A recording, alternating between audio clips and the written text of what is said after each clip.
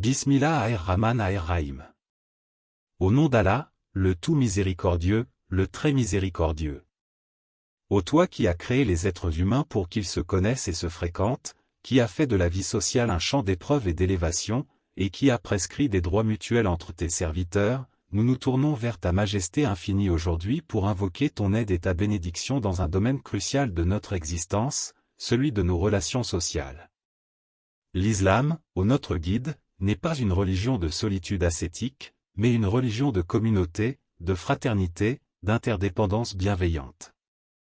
C'est un édifice dont les briques sont les cœurs des croyants, cimentés par l'amour pour toi et la miséricorde mutuelle. Les paroles de ton bien-aimé prophète, que la paix et les bénédictions éternelles soient sur lui, dessinent le cadre idéal de cette vie en société. Le musulman est celui dont les musulmans sont à l'abri de sa langue et de sa main. Et il a dit, que la paix soit sur lui, ne vous enviez pas, ne vous haïssez pas, ne vous tournez pas le dos, soyez des frères. Ô notre Seigneur, nous aspirons à incarner cet idéal, à être de ceux dont la présence est une sécurité et une bénédiction pour les autres, et dont le cœur est libre de la rancœur et de la jalousie. Nos relations avec autrui sont un test révélateur de notre foi, une mise en pratique de nos croyances les plus profondes. Comment traitons-nous notre voisin, qu'il soit musulman ou non? Sommes-nous attentifs à ses besoins, respectueux de son intimité, bienfaisants envers lui? Comment nous comportons-nous avec nos collègues de travail? Avec justice, probité et coopération, ou avec compétition malsaine et médisance?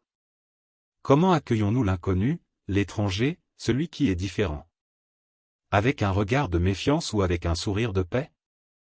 Les relations sociales en islam sont régies par des principes sublimes qui viennent de toi, la sincérité, sidq, dans les paroles et les engagements, la bienfaisance, ihsan, qui consiste à faire mieux que ce qui est simplement exigé, le pardon magnanime, afw, qui efface les offenses, et la justice, adl, même envers ceux que l'on n'aime pas. C'est vers l'application de ces principes, dans toutes leurs difficultés et leur beauté, que nous tendons de toutes nos forces, en sachant que sans ton aide, nous échouerons. C'est pourquoi notre première invocation est un appel à l'unité et à la réconciliation des cœurs. Nous disons avec ferveur, Allahumma alif baina kulubina, wa asli data bainina, wa dina subula salam. Ô Allah, réconcilie nos cœurs, réforme nos relations, et guide-nous vers les chemins de la paix. Ô toi qui as réconcilié les cœurs des compagnons après leur inimitié pré-islamique, fais de même pour nous.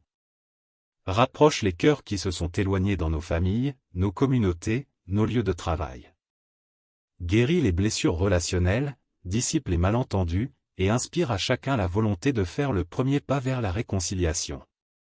Réforme ce qui est corrompu dans nos interactions, et guide-nous vers les sentiers de la paix, as-salam, qui ne sont autres que les chemins de l'islam bien vécu, où l'on se sécurise mutuellement par la parole et l'acte. Et parce que la purification de nos propres cœurs est le préalable à de bonnes relations, nous répétons souvent l'invocation du pardon pour nous et pour l'ensemble de la communauté, Rabbik firli wali walidayya walil muminina yawma yakumu alizab. Mon Seigneur, pardonne-moi ainsi qu'à mes parents et aux croyants le jour de la reddition des comptes. Ô pardonneur, nettoie nos cœurs de l'orgueil, de la jalousie et de la rancune qui empoisonnent nos relations. Pardonne nos manquements envers les autres, les paroles dures, les promesses non tenues, les négligences, les injustices, même minimes. Et étends ce pardon à tous les croyants, afin que nous nous présentions devant toi le jour du jugement avec des cœurs purs les uns envers les autres, sans revendication ni rancune. Maintenant, ô toi qui connais chaque relation, chaque histoire cachée et chaque blessure secrète, nous plaçons devant toi les situations relationnelles difficiles qui pèsent sur nos cœurs. Pour ce conflit avec un ami cher, où les mots ont dépassé la pensée et ont laissé un froid, nous t'implorons, inspire-nous l'humilité de présenter des excuses si nous avons tort, et la grandeur d'âme d'accepter les excuses si nous avons été lésés. Fais fondre la glace de l'orgueil et permettez à cette amitié de renaître, plus forte et plus mature. Pour cette tension familiale persistante, entre frères et sœurs, avec des oncles ou des cousins, où l'héritage, des paroles anciennes ou des différences de caractère ont créé une distance, au conciliateur, intervient.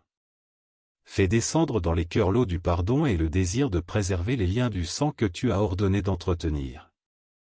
Donne à chacun la vision de l'au-delà, où ces querelles terrestres paraîtront si futiles. Pour cette rancune ancienne que nous portons comme un poison, contre quelqu'un qui nous a profondément blessés, ô toi le doux, le clément, aide-nous à lâcher prise. Donne-nous de comprendre que pardonner est d'abord un bien pour notre propre âme, une libération. Inspire-nous que le vrai pardon, celui qui vient du cœur, est un acte qui nous rapproche de toi, toi qui pardonnes infiniment. Pour les relations de voisinage devenues tendues à cause du bruit, des regards ou des enfants, donne-nous la patience, la tolérance et l'art du dialogue courtois. Rappelle-nous les droits et normes du voisin en islam et fais que nous soyons de ceux qui les honorent pleinement. Pour les relations professionnelles, souvent marquées par la rivalité, la méfiance ou la calomnie, accorde-nous l'intégrité, la loyauté et le souci du bien commun. Fais de nous des collaborateurs fiables et bienveillants, qui élèvent le niveau de confiance autour d'eux. Ô Allah, maître des relations, toi qui laises et délies les cœurs comme tu veux, nous t'en supplions pour toutes nos interactions sociales. Apaise les tensions entre les cœurs, où qu'elles se trouvent. Dénoue les nœuds de la méfiance et de la haine, et remplace-les par des liens de compréhension et de respect mutuel. Donne-nous la sagesse dans nos paroles. Que notre langue soit toujours guidée par la vérité, la douceur et l'utilité. Préserve-nous de la médisance, de la calomnie, des moqueries et des paroles blessantes qui détruisent en un instant ce qui a mis des années à se construire. Accorde-nous la patience face aux défauts des autres. Rappelle-nous que nous avons nous-mêmes des défauts, et que la miséricorde que nous souhaitons des autres commence par celle que nous leur témoignons. Donne-nous la capacité de supporter les travers d'autrui avec un cœur large, en cherchant toujours les excuses possibles, Husna de Hajdan. Inonde nos cœurs d'une générosité dans le pardon. Fais de nous des gens prompts à pardonner, même quand nous aurions le droit de nous venger. Donne-nous cette noblesse de caractère qui efface les offenses et tourne la page pour construire l'avenir. Et enfin, ô notre modèle, fais de nous des artisans de paix actifs dans notre entourage.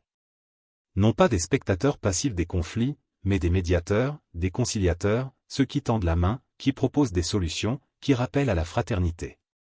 Fais de nous des ponts entre les personnes, entre les communautés, entre les générations. Et surtout, fais de nous des reflets, même pâles, de ta miséricorde infinie.